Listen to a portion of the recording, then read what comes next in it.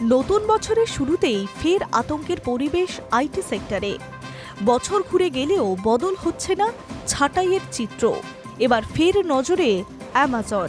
জানা গিয়েছে আগামী সপ্তাহে ফের আর একবার কর্মী ছাঁটাইয়ের পথে হাঁটতে চলেছে অ্যামাজন। এই বছর প্রায় ৩০,০০০ কর্মীকে ছাঁটাই করতে চলেছে সংস্থা। এর আগে গত বছর অক্টোবর মাসে প্রায় ১৪,০০০ কর্মীকে কাজ থেকে সরিয়ে দেওয়া হয়েছিল। আগামী সপ্তাহে মঙ্গলবার এই প্রক্রিয়া শুরু হবে বলে জানা গিয়েছে।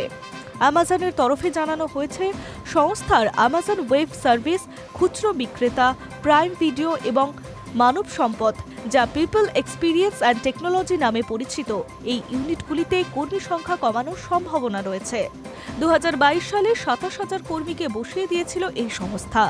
এরপরেও ২০২৩ সালে এক ধাক্কায় ৩০,০০০ কর্মী ছাঁটাই করে তারা। করোনা পরিস্থিতিতে অনলাইন পরিষেবা ঠিক রাখতে বিপুল কর্মী নিয়োগ করে অ্যামাজন, কিন্তু বর্তমান পরিস্থিতিতে তা বোঝা বলেই মনে করছে সংস্থা। ফলে খরচের চাপ সামলাতে এবং বর্তমান পরিস্থিতির কথা মাথায় রেখেই বিপুল এবং কর্মী সংকোচনের পথে হাঁটতে চলেছে এই ই কমার্স সংস্থা। ব্যয় সংকোচের কথা অ্যামাজন বললেও এর নেপথ্যে কৃত্রিম বুদ্ধিমত্তা এবং এআই আছে বলে মনে করা হচ্ছে। সাম্প্রতিক এক প্রতিবেদনে দাবি করা হয়েছে, এআই গবেষণায় ব্যাপক টাকা ঢালতে শুরু করেছে জেফ বেজোস। শুধু অ্যামাজন নয়, গত কয়েক বছরে ফ্লিপকার্ট সহ একাধিক সংস্থা কর্মসংস্থানের পথে হেঁটেছে।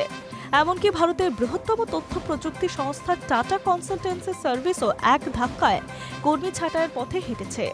একের পর এক সংস্থা কর্মী ছাঁটাইয়ে রীতিমতো চ্যালেঞ্জের মুখে পড়ছে কর্মসংস্থানকারীরা। High news network.